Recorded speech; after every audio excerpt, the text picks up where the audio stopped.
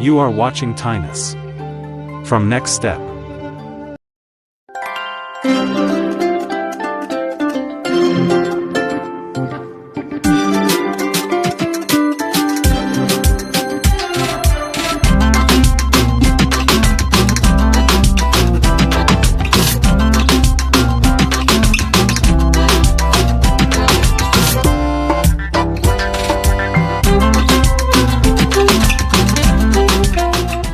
Welcome to the show, Hidden Gems Near Temples. This program takes you to see historical and architectural beauty, and most importantly, the hidden gems near temples. Right now, I'm standing by Klong Dan in the Bang Khun Thian district of Bangkok. This area has been an important canal for trade and transportation since the Ayutthaya period. There's a significant temple here, which is our destination for today, called Wat Nang Nong. Let's go check it out.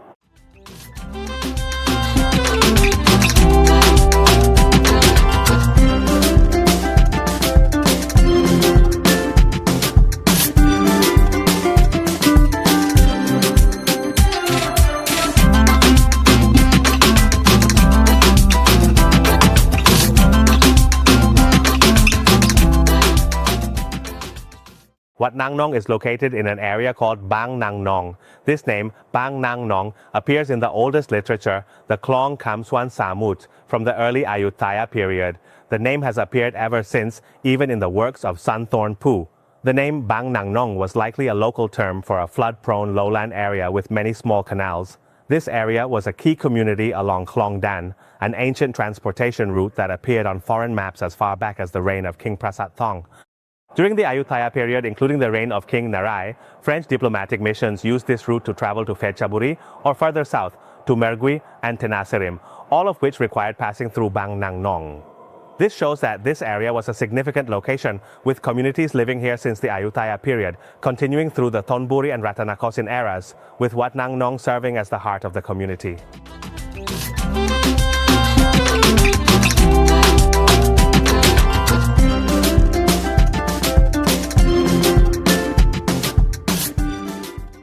As I mentioned earlier, this is the canal known as Klong Dan. Dan refers to a toll station. In the past, it was called Dan Kanon. This station was used for foreign ships entering Ayutthaya, where they had to pay tolls and various taxes. Therefore, this canal area helped build a wealthy and prosperous economy for Ayutthaya, lasting until the early Ratanakosin period. Next, I'll take you inside Wat Nang Nong, the temple that served as the social and economic center of this area. Let's go see it.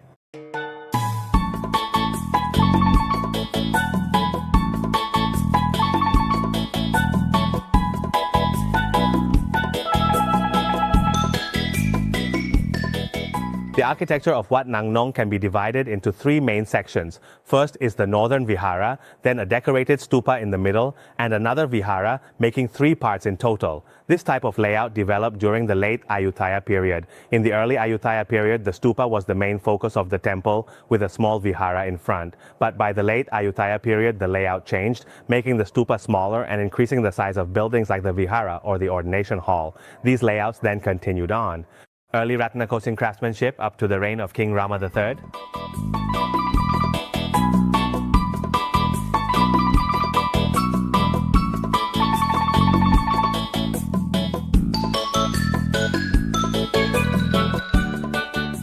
Most of the craftsmanship follows the concept of King Rama III's era, incorporating Chinese styles. But is Wat Nang Nong older than that? There's a very interesting piece of evidence in the northern Vihara. Let's go take a look.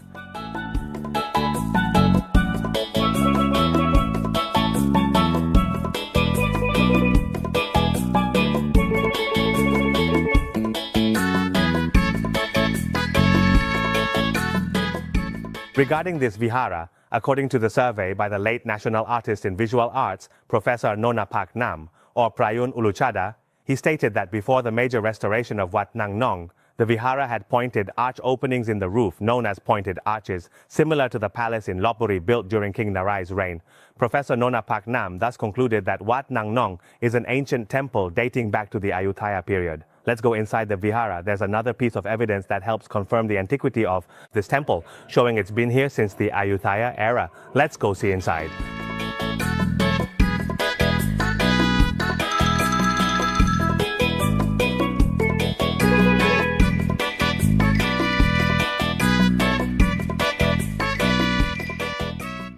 Inside the temple's northern Vihara, you'll find an important Buddha image named Luang Fauut. It's very significant because it displays the characteristics of an Ayutthaya period Buddha image. It's in the subduing Mara posture, sitting in the full lotus position, with a large split monastic robe end. The face is somewhat round or square, with downcast eyes and a flame-like halo. This suggests that this area might have been an ancient temple from the Ayutthaya period, with Luang Fauut as the principal image.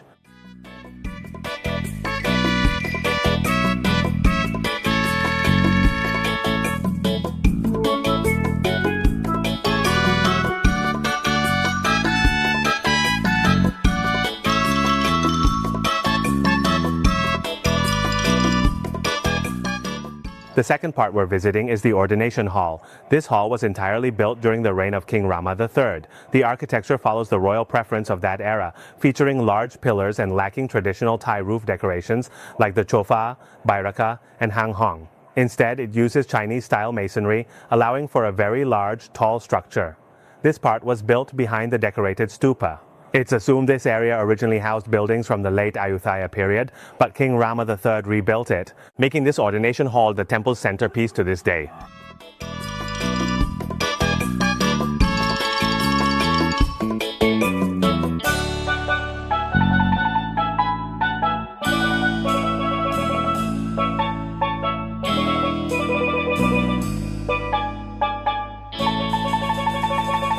Surrounding the ordination hall are boundary stone pavilions in all 8 directions. These pavilions are very interesting viewers as they feature a blend of Western and Chinese architectural styles.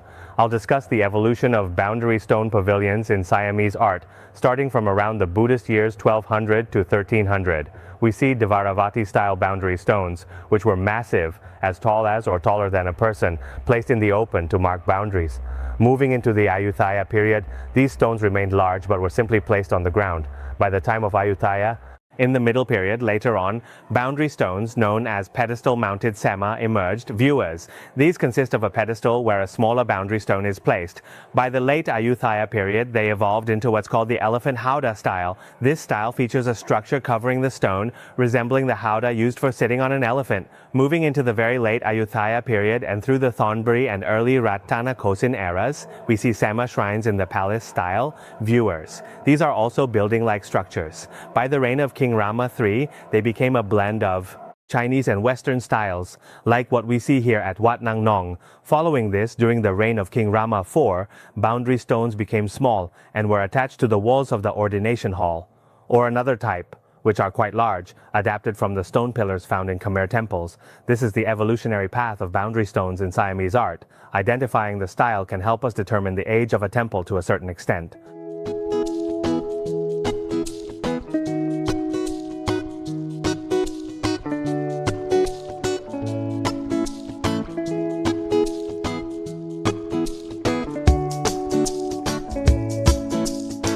Before we head inside the ordination hall, the doors are quite fascinating, viewers. They are pearl inlaid doors decorated with various auspicious symbols.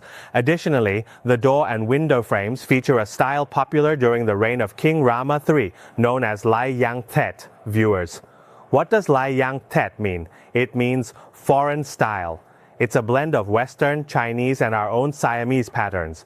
You'll see Chinese peonies alongside leaf motifs associated with European art. And Siamese craftsmanship. This is the overall design concept, which is why it's called the foreign style. The exterior is already so interesting. Let's go inside and see how fascinating it is in there.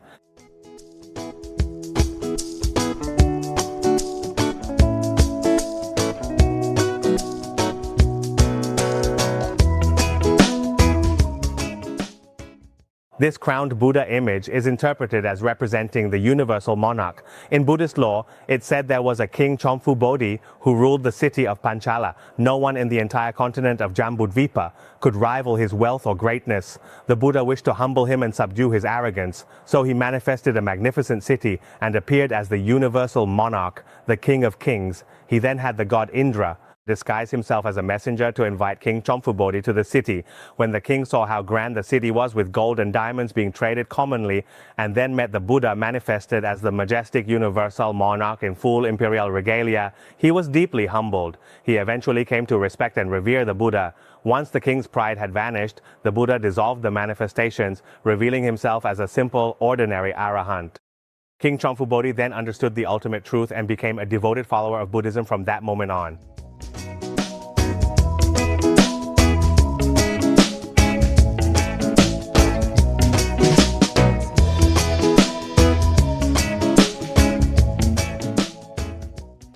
Inside the ordination hall sits the main Buddha image cast in gilded bronze during King Rama III's reign. Song Kruang means the regalia was cast separately, then elegantly adorned onto the statue in full attire. This style is known as the Great Regalia Buddha, popular since the late Ayutthaya era. The crown itself has a fascinating story. It's said King Nang Klao had it removed to crown the spire of the Great Stupa at Wat Arun during its major renovation. The true reason behind this remains a mystery. However, Prince Damrong Rajanubab offered the view that it was likely a royal sign, signaling that Prince Mongkut would eventually become the supreme leader of the kingdom following his reign.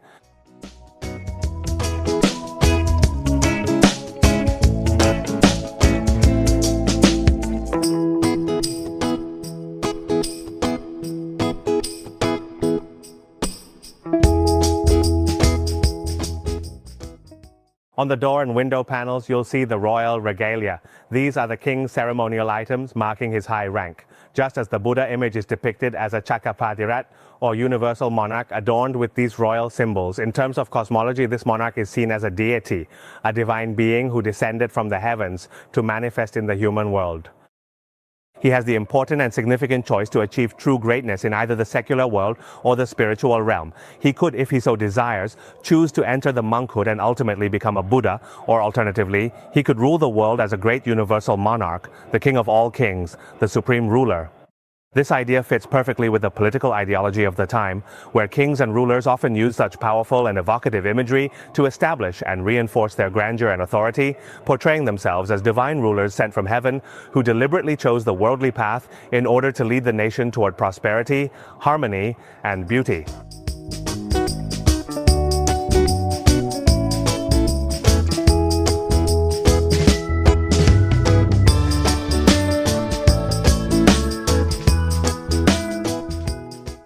On the wall facing the main Buddha, the wall directly opposite the statue, you'll find the Hoklok Siu motifs. This is beautiful Chinese-style mural work featuring auspicious deities from Chinese culture.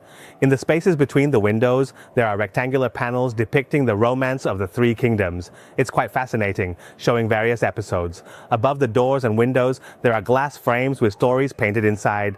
This was a very popular artistic style during the era of King Rama III.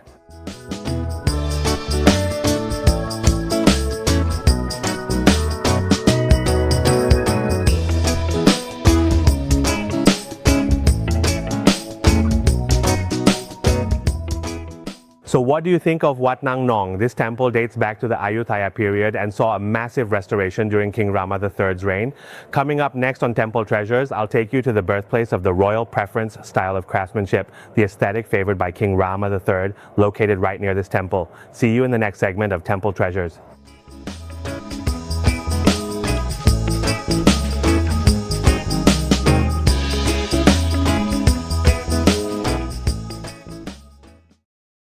Welcome back to the segment Good Things Across Temples.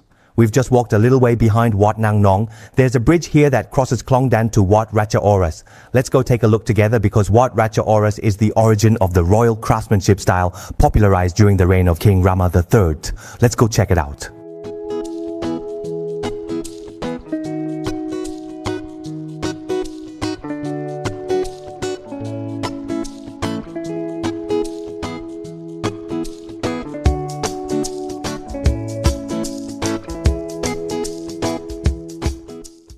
Now I'm at Wat Ratcha Oras.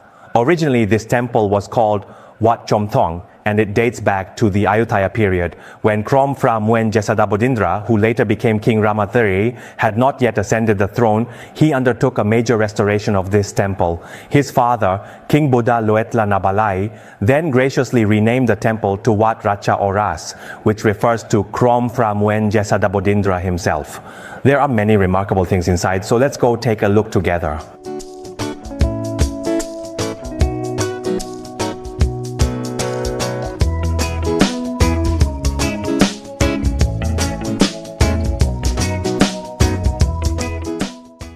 Hey, when you come inside the area around the ordination hall, you'll see these small pavilions surrounding it. This is a new phenomenon in craftsmanship from the reign of King Rama III. You'll notice that these pavilions have inscriptions. These are inscriptions of traditional medicine recipes. Sound familiar? The place that received UNESCO recognition is Wat Pho. Wat Pho is famous for its traditional medicine texts. When Prince Jesadabodindra ascended the throne as King Rama III, he ordered these to be created, and there are pavilions with inscriptions like this.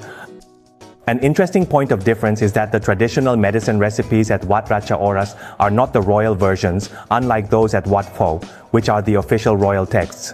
This is something to note. When Prince Jesadabodindra was still a prince, he probably couldn't access the royal medical texts kept in the library within the palace. Only the king could do that.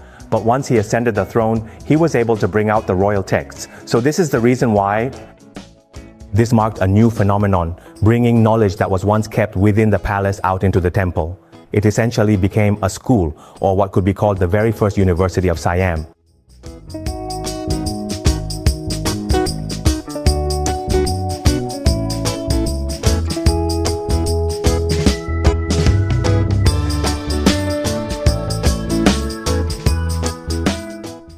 When you enter the main hall, viewers, you'll see Chinese-style mural paintings everywhere. I'd like you to look up above the windows first. There are various patterns of Chinese auspicious symbols. Then, there are layered designs that look like wooden tiers, uneven and stacked on top of each other. This is called the Topao tier.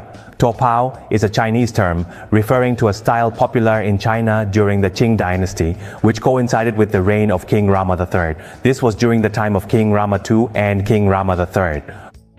In the Qing dynasty itself, Chinese artisans also created temple murals, and the presence of this Topao tier shows that Siamese craftsmanship during that period was clearly influenced by China, viewers.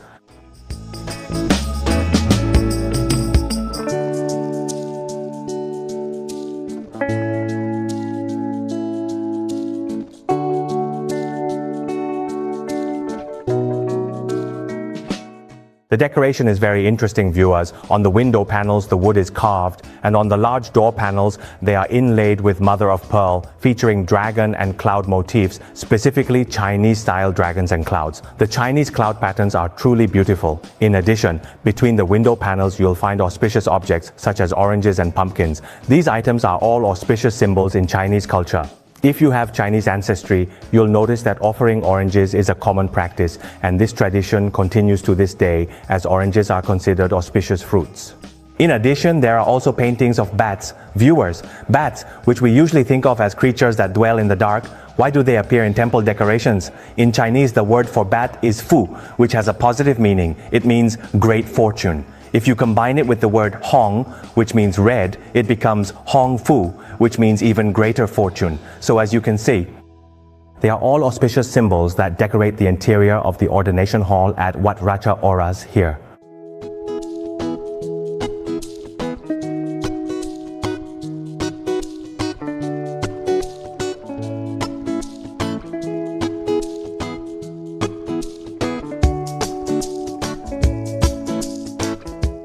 How have you been, viewers? Over the past 2 days, we've seen craftsmanship in the style of King Rama III, known as the royal style of Krom Mueang Jesadabodin or King Nang Nong, Rama III.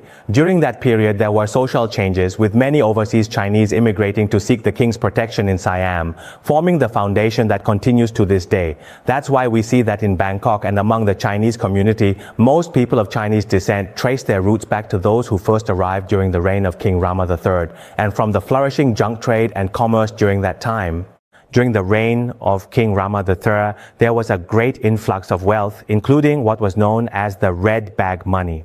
A large amount of this money remained until the reign of King Rama III, when Westerners arrived and there was an incident where Siam was required to pay a ransom. The money used to pay this ransom came in large part from the red bag money left over from King Rama III's era.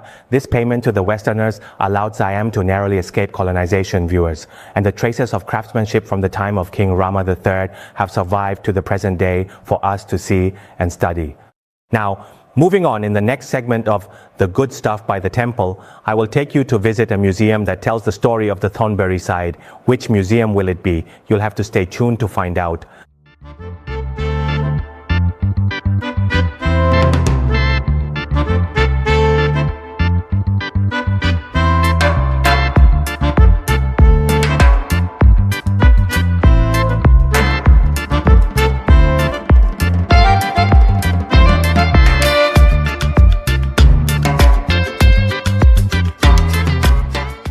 We're at Wat Prajurawongsavat. Next is the Bangkok Thonburi Local Museum inside the Sunday Buddhist School. It showcases the local culture and history of the Thonburi area. Let's go.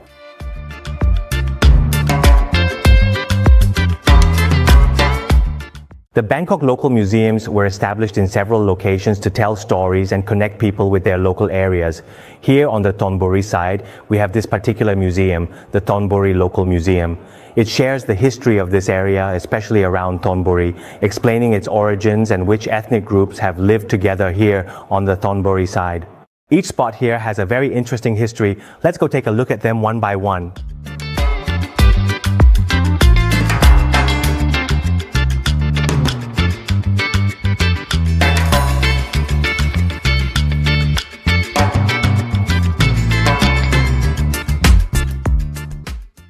On the Thonburi side, there are many diverse groups of people in terms of ethnicity, religion, and beliefs. For example, there are Muslim communities here who have practiced Islam and lived in Ayutthaya for a very long time. When the capital fell for the second time, they migrated to settle on the Thonburi side, known as Thonburi Sri Mahasamut. They settled around Klong Bang Luang and built a large mosque. As the community grew, it became what is now known as Bang Luang Mosque. Ladies and gentlemen, it is still in use today. Another interesting group is those who practice Christianity. The very first people who introduced Christianity here and were the first Westerners to come to the first group were the Portuguese. When they arrived, they settled and established their community in Ayutthaya. Eventually, when the capital fell, they migrated along with King Thaksin to the Thonburi side. There, they built the Santa Cruz Church. So, you can see that Thonburi is truly diverse in terms of ethnicity and religion.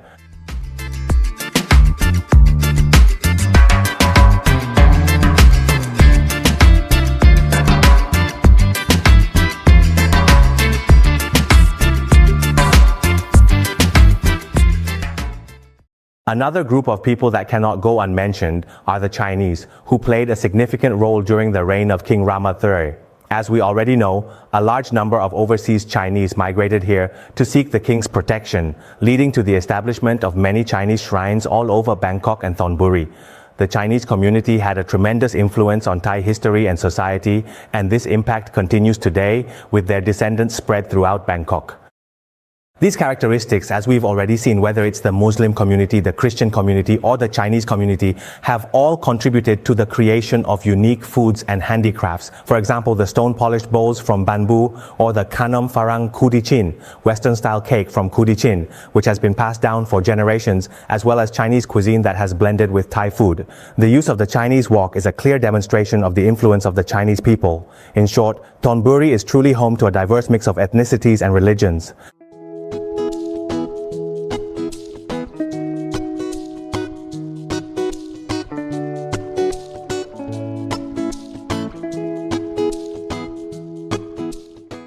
In the early years, cabinets featured Lai Rod Nam, or water-gilded patterns, a technique where excess gold leaf is washed away with water to reveal the design. This piece features Ramakien motifs and Singha legs, which are legs shaped like a lion's paw that were popular under King Rama III. As earlier styles were different, this is a typical example of a classic early Ratanakosin cabinet from Rama III's reign.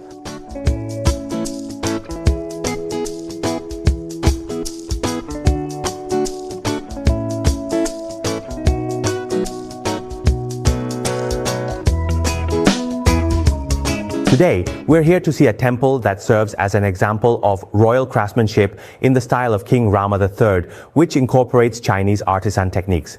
This reflects the social context of that era when many Chinese immigrants were arriving. But besides the Chinese, there were also Muslims, Islamic students, Christians, Westerners, and Mons, all blending together in the land of Siam. And this is the very foundation of what makes Siam what it is. When we talk about our nation, what does it really mean? A nation is something defined and constructed with boundaries that doesn't truly exist. But the people living in this land and their culture are the real treasures. That's all for today. What will we explore next time? Stay tuned for more on the good things beside the temple.